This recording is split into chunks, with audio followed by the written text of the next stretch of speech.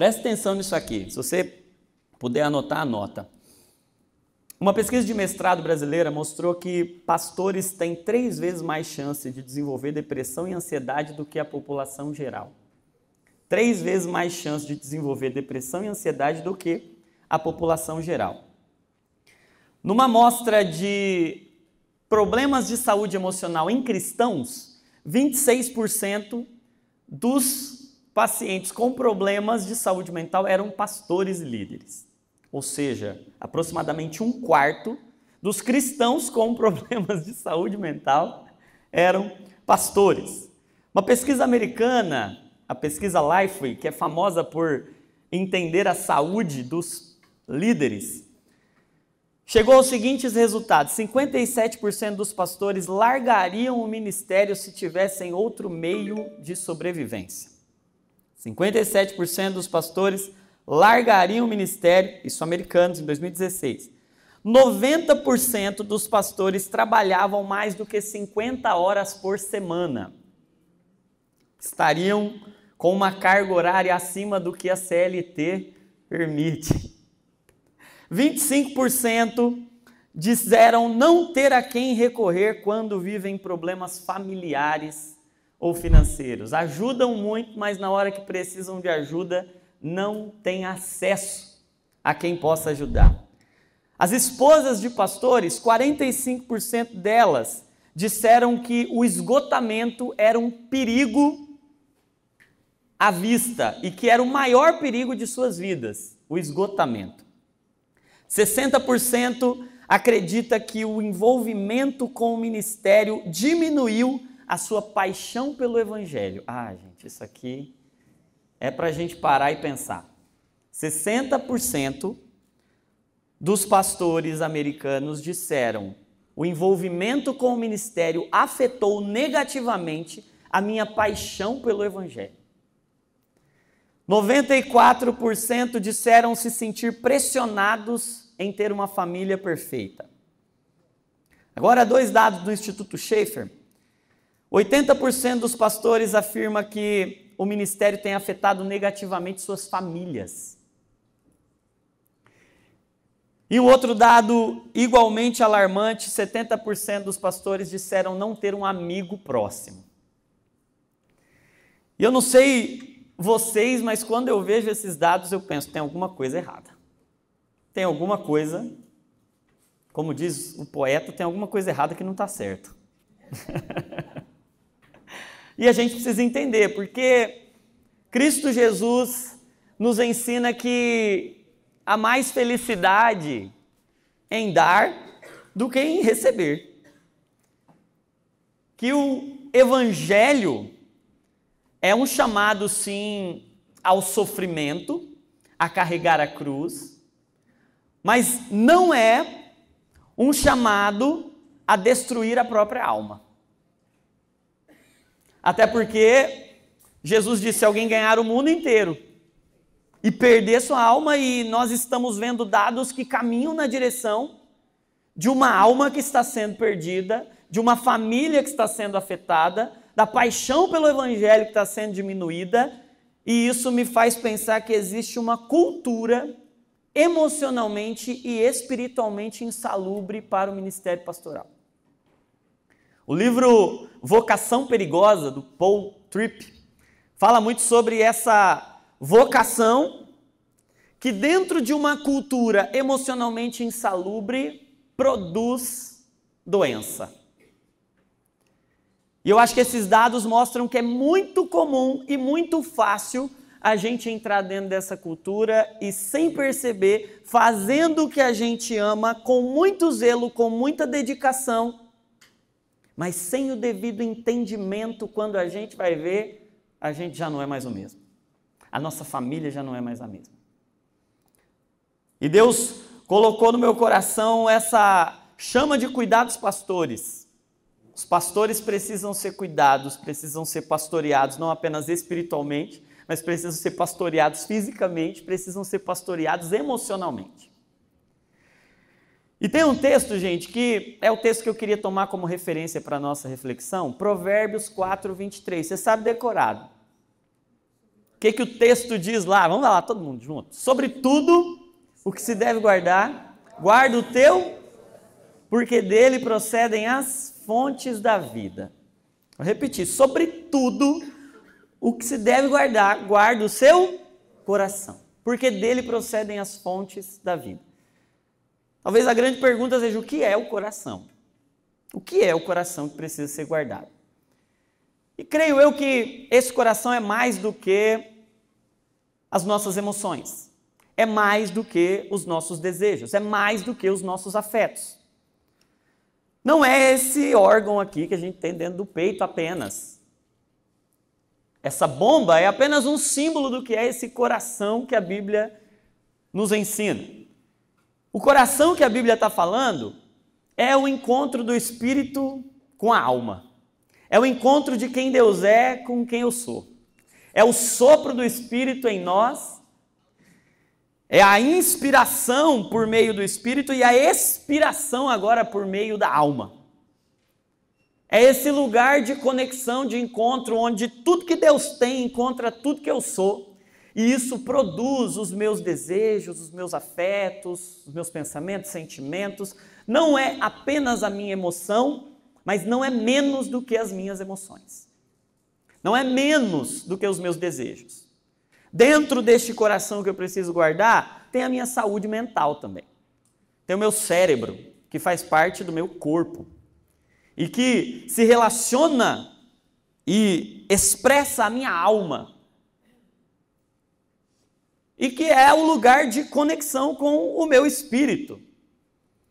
E se tem uma coisa que eu acho que nós precisamos combater, é o dualismo.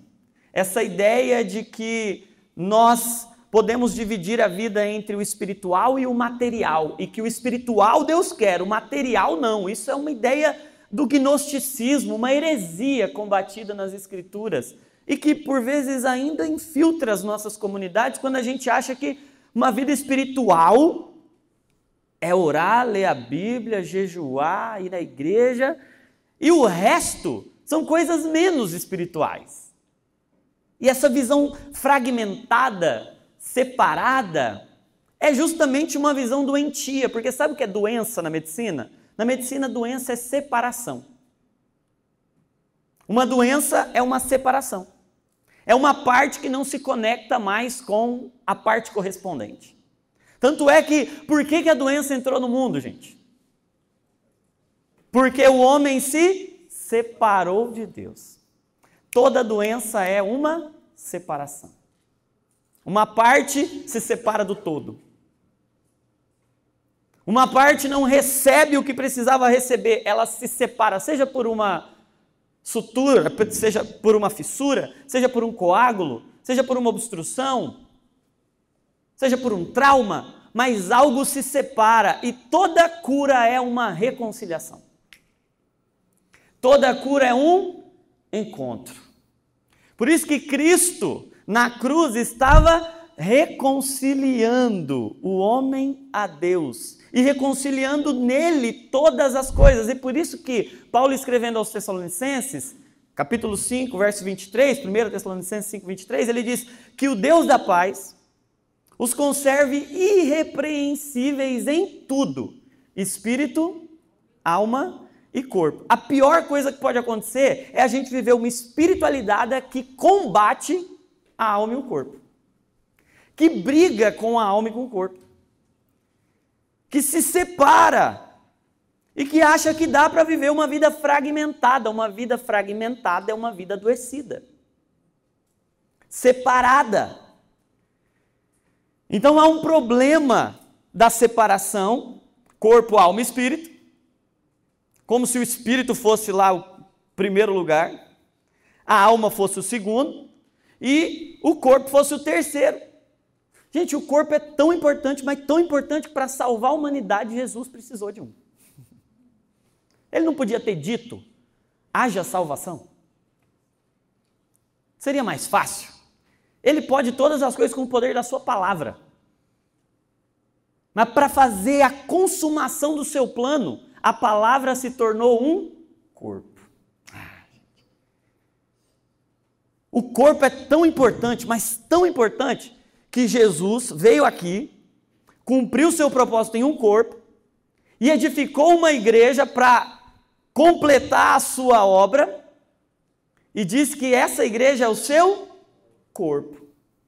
E quando ele voltar, o que ele vai fazer com o nosso corpo? Glorificar. Ressuscitar. Não é anular, é redimir por completo. O ministério de Cristo é cuidar da nossa saúde. Por que Jesus fez tanta cura? Vocês já pararam para perguntar isso para Jesus? Jesus, por que o Senhor curou tanta gente? Por que de tanto problema? Porque sempre teve todos os problemas. Por que o problema preferido de Jesus eram os problemas de saúde?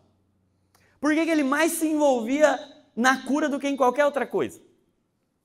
E aí, eu acho que tem um problema da gente hipervalorizar a cura. Porque pensa comigo, se alguém chega aqui hoje, está na cadeira de rodas, ok? Está na cadeira de rodas, e a gente olha e essa pessoa anda, o que a gente ia fazer? Ia passar despercebido? Uma cura não passa despercebido. Não passa. E a gente valoriza muito a cura, mas sabe o que é cura? Se você estiver anotando, anota isso. A cura é a porta de entrada para a saúde. Jesus não curava para fazer um espetáculo. Jesus curava para devolver a saúde a alguém que tinha perdido. Jesus curava para restaurar a saúde a alguém. Então Jesus está dando saúde, construindo saúde. O que o anticristo quer fazer? O anticristo quer destruir a saúde. Então não é uma preocupação com a cura, como se Deus fosse glorificado por meio da cura. A cura é um meio que Deus usa para restabelecer a saúde, porque Deus se importa com a nossa saúde. Saúde do corpo, da mente e do espírito. Então, cuidar do coração é cuidar dessa saúde inteira. É não negligenciar nada, como se houvessem partes que Deus é digno e outras que Ele não é. Porque não tem 1 centímetro de criação nessa terra que não seja de Jesus. Do Senhor é a terra e a sua plenitude. E o processo de redenção de Deus é redimir tudo. Passado, presente e futuro. Espírito, alma e corpo. Tudo é dele, por ele e para ele. A ele, pois, a glória. Mas repare numa outra consideração acerca desse texto. É que não diz assim, sobre tudo que se deve guardar, guarde o coração das suas ovelhas. Sobre tudo que se deve cuidar, cuide do coração da sua igreja. E aqui pega pra gente. Porque pra gente, qual é a nossa missão? Cuidar do coração dos irmãos. Todo pastor tem essa convicção. Meu dever, pastorear seu coração. Meu dever, cuidar do coração dos meus irmãos. Eu vou ser responsável por isso. Eu tenho uma responsabilidade, eu zelo pela alma daqueles que me ouvem. E isso é importante? Sim, mas não sobre tudo. Isso não está sobre tudo. Sobre tudo que se deve guardar o seu próprio coração. E não o dos seus irmãos. E não da sua igreja. A ênfase não é que você não tem que cuidar de mais ninguém. A ênfase é que para cuidar de qualquer pessoa, você tem que cuidar de você. Para cuidar de qualquer coração, para pastorear qualquer coração, o seu precisa estar pastoreado. O seu precisa estar cuidado. E não é que você tem que ter alguém para cuidar de você, como se você fosse alguém passivo, sem autonomia. É que você tem que ser responsável e assumir uma responsabilidade diante de Deus de cuidar das suas emoções, de cuidar da sua alma, de cuidar do seu corpo. Sobretudo. A ideia aqui tem muita coisa importante para a gente cuidar, mas tem uma que é mais importante do que tudo. Por exemplo, o que é mais importante? Cuidar do coração ou guardar a palavra? Boa pergunta essa, né? Por quê? Porque onde é que você guarda a palavra? A tua palavra eu escondi, o salmista vai dizer, guardada no meu coração. Então, se o meu coração está ruim, o que acontece com a palavra que foi semeada lá? Perceba a parábola do semeador.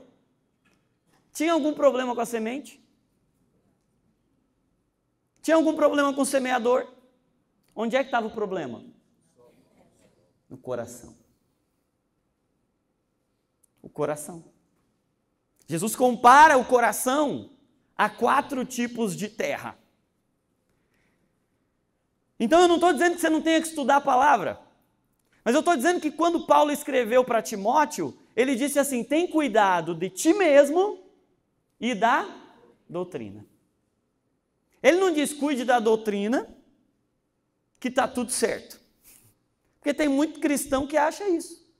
Se eu cuidar da doutrina, viver uma vida espiritualmente sadia, está tudo resolvido. Tem cuidado da doutrina, que está tudo certo. Ele diz, tem cuidado primeiro de ti mesmo. Segundo, da doutrina. Dá para viver cuidando só de si mesmo? Não. Dá para viver cuidando só da doutrina? Não. Você precisa desse casamento. Cuide do seu coração e cuide da doutrina. Porque se você fizer isso, você vai salvar a si mesmo e aqueles que te ouvem. Ah, gente, como essa mensagem é necessária. Como é importante a gente entender que o melhor jeito de cuidar do outro é não negligenciar o próprio cuidado. E eu atendo pastores e o que eu mais percebo são pastores que se culpam por se cuidar. Porque parece que eles estão privando alguém de ser cuidado quando eles se cuidam. Puxa vida, se eu gastar tempo cuidando de mim, parece que eu estou deixando de cuidar de alguém. Ilusão. Eu estou cuidando melhor de alguém quando eu estou bem cuidado.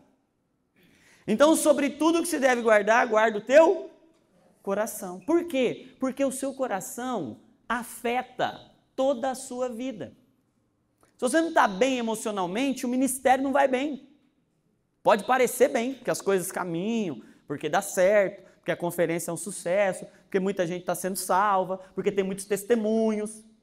Parece que está tudo bem, até que aquilo que está dentro se exterioriza. Até porque, gente, a gente planta, depois a gente colhe. Às vezes está dando certo, porque lá atrás a gente estava plantando certo. E agora a gente está plantando errado, lá na frente a gente vai colher.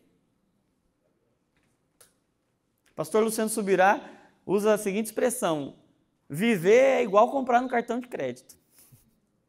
Uma hora a fatura chega. E a gente vai vivendo, achando que a gente, por causa do evangelho, tem uma licença para romper limites. Como se por causa do evangelho a gente tivesse autorizado a romper com as leis que o próprio Deus que criou o universo fez. Eu não preciso cuidar, eu não preciso dormir, eu não preciso comer bem, eu não preciso me movimentar. Por quê? Porque eu estou fazendo para Deus. E aí a gente vai ver esses resultados aqui. Sobre tudo que se deve guardar, guarda o seu. Depende do seu ministério, sua família, seus filhos, sua vida financeira, sua saúde física, sua saúde emocional. Tudo parte desse lugar do cuidado com o coração. E aí, gente, eu quero meditar com vocês em algumas perguntas.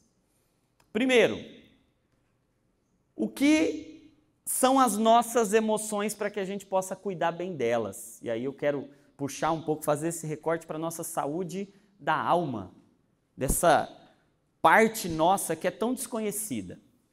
O que são as nossas emoções? Segundo, eu quero meditar sobre por que um líder cristão, um pastor, um ministro está mais vulnerável a adoecer do que as pessoas, a população geral. Eu ia falar do que gente. Porque pastor parece que é um outro tipo de gente. É um anjo da igreja. Mas é gente. Esses dias me perguntaram assim, um homem de Deus pode adoecer? Eu falei, se ele fosse só de Deus e não fosse homem, não adoecia. Mas como é homem de Deus, é uma prerrogativa humana padecer. Tanto é que é Agostinho quem diz que houve um filho de Deus que nunca pecou, mas nunca teve um que nunca padeceu. Nunca teve um que nunca sofreu. Porque Cristo, o homem de dores, sabe o que é padecer. Então eu não estou dizendo que a gente não vai adoecer, que a gente não vai padecer, que a gente não vai sofrer. Até porque a resposta de Deus para um mundo de dores é um homem de dores. Então não é sobre não sofrer, é como e por que sofrer. Então a segunda pergunta é, por que e como um pastor adoece ou costuma adoecer? E a terceira é como a gente protege o nosso coração, como a gente pode cuidar bem do nosso coração. Então, vamos lá.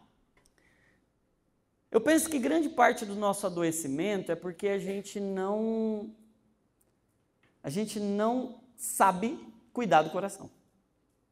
E a gente não sabe cuidar do coração porque a gente não conhece o funcionamento dele. E ninguém cuida bem do que não conhece. Você quer cuidar bem dos seus filhos? O que você tem que fazer? Conhecer seus filhos. Conhecer o que tem dentro do coração deles. A gente conhece pouco o que tem dentro do nosso próprio coração. Por exemplo, todos nós, a Bíblia é um livro altamente emocional.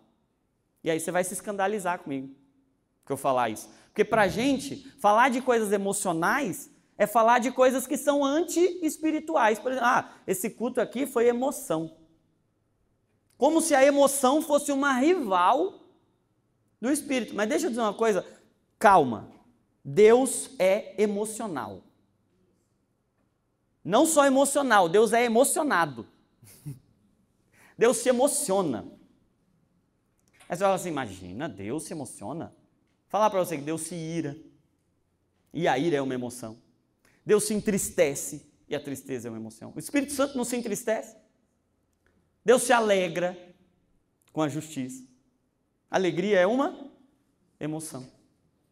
Jesus, Deus encarnado, ele chorou, sorriu, sofreu, ficou nervoso, se compadeceu muitas e muitas vezes, chorou enlutado. Jesus se emocionou. Deus se emociona. E nós também vamos lidar com todas as emoções possíveis e imagináveis. Não teve uma emoção que o ser humano é capaz de sentir que Jesus não sentiu. Pode falar, não, Jesus não teve medo. Jesus não teve ansiedade. O que foi aquela reação no Getsemane, gente? Uma angústia profunda até a morte.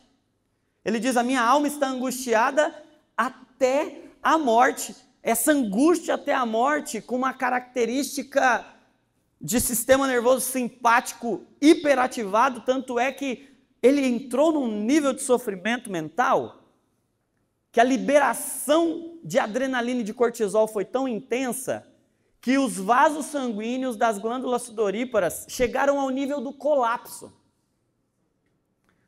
E essa reação chamada hematidrose, que acontece raríssimas vezes quando o estresse emocional é tão profundo, mas tão profundo, que o corpo não aguenta. Um colapso. Jesus se emociona. Deus se emociona. E nós, pastores, também vamos nos emocionar. E nós precisamos aprender a nos emocionar. E aí a gente não sabe nem o que é uma emoção direito. A gente fica na dúvida, isso aqui é o quê? É pecado? Não é pecado? Eu posso sentir? Não posso sentir? E aí a gente vai suprimindo, reprimindo, sufocando, asfixiando as nossas emoções, porque a gente acha que tem que ser forte o tempo todo. Onde já se viu eu dizer que estou com medo? Perfeito amor lança fora todo medo. Deus não nos deu espírito de medo, então o medo é um espírito maligno. Quantas vezes a gente não dá resposta simples para problema muito complexo? Esses dias eu estava conversando com um pastor amigo, e aí eu disse, explica para mim que o medo não é um espírito. Explica para mim se alguém que é cheio do amor de Deus pode sentir medo. Porque o que eu mais vejo são cristãos dizendo assim, não, eu não posso me permitir exteriorizar e sentir medo, porque eu sou um homem de Deus, tenho fé, e eu não posso sentir medo, eu não posso sentir uma emoção assim, eu não posso sentir ansiedade, eu não posso sentir uma emoção que aparentemente é anticristã. E aí ele usou a seguinte expressão, olha, você tem que tomar muito cuidado, porque uma mesma palavra, ela pode significar algumas coisas. Por exemplo, e aí ele usou essa seguinte ilustração, você pega um jornal dos anos 90, e aí estava lá na página de esportes escrito assim, Romário e Edmundo discutem. Quando o repórter vai perguntar para o Romário, Romário, e aí, sua relação com o Edmundo? Ele fala assim, Edmundo é meu parceiro. E aí você muda algumas páginas, e aí de repente você chega na página de saúde, e aí a OMS emite um comunicado, ter múltiplos parceiros é fator de risco para o HIV. E aí eu pergunto a vocês, Edmundo e Romário eram parceiros que tinham um risco maior de ter HIV? São palavras iguais para coisas diferentes. Então nós temos que tomar muito cuidado com a semântica para a gente não pegar palavras iguais e achar que elas querem dizer todas a mesma coisa. E quando a gente fala de medo, a gente tem um monte de coisas dentro de uma mesma palavra. E o nosso grande problema é tentar explicar o todo a partir de uma pequena parte. Então eu falo que o medo é um espírito maligno, e aí eu não me permito sentir medo. Quando eu estou com medo, eu engulo aquilo, asfixio aquele medo e aprendo uma coisa. Uma alma asfixiada morre sem fôlego. E quantos pastores não estão morrendo de emoções reprimidas? Achando que o evangelho é isso. Não sentir. Mas deixa eu dizer uma coisa para você. Jesus não veio reprimir, ele veio redimir. Reprimir é sufocar. Redimir é trazer para a luz. Sabe, eu entendi algo. Ressentir é sentir de novo. Redimir é sentir algo novo. Mas para sentir algo novo, eu preciso trazer o velho, eu preciso expor, eu preciso trazer para a luz. E eu acho até, a minha impressão é que quando Jesus diz que o perfeito amor lança fora o medo, ele está dizendo isso. Quando João está escrevendo isso, ele diz, o perfeito amor agora pode trazer o medo para fora. Tirar de dentro. E eu posso expor, eu posso falar, eu posso tratar, e agora sim ele vai embora. Porque eu não tenho mais medo do medo. O que são emoções, gente? E aí, gente, não estou dizendo que é isso, tá? É uma possibilidade de interpretação. Que é mais humana. E que permite que a gente sinta. Eu posso sentir emoções, mas eu não posso me entregar ao que sinto. O problema não é sentir, o problema é me entregar ao que sinto.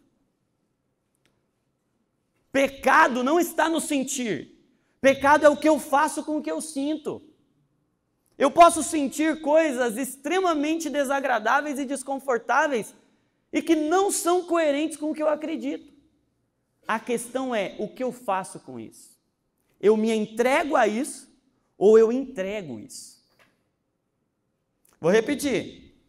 Eu posso sentir. E quantos cristãos que padecem e pecam porque não querem entender e acolher o que estão sentindo? Ficam com aquilo reprimido quando vê um escândalo. Do nada. Não foi do nada. Foi reprimido por muito tempo. Quando a gente tem agora a coragem de expor e de dialogar e de entender e de trazer para a luz, aí tudo muda.